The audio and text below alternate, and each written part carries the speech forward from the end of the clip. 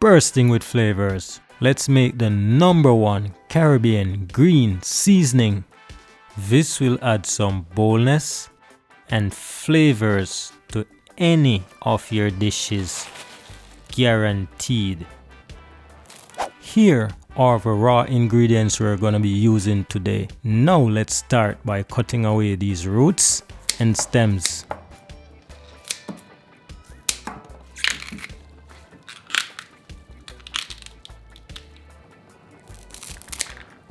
Now let's remove this tough, sticky portion away from the thyme. A scissors or a knife can be very handy in doing this.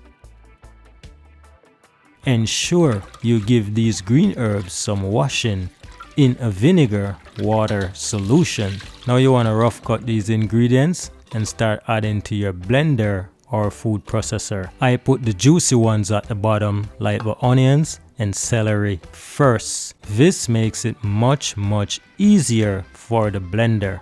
Add some neutral vegetable oil or water.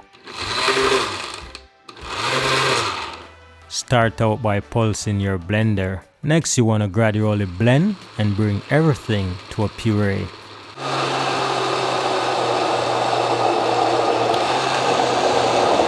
Store in a refrigerator for 1 to 2 months, or keep in the freezer for much longer. I like dividing it. I put some in an airtight mason jar, then I freeze the remaining portion. I go through a batch pretty quickly, using 1 to 2 tablespoons in each recipe. Well, for me, I make them into ice cubes and grab a couple of them every time I need them in my recipes.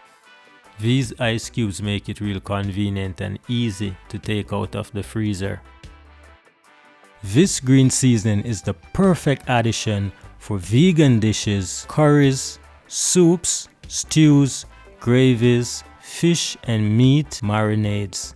Super delicious. Subscribe.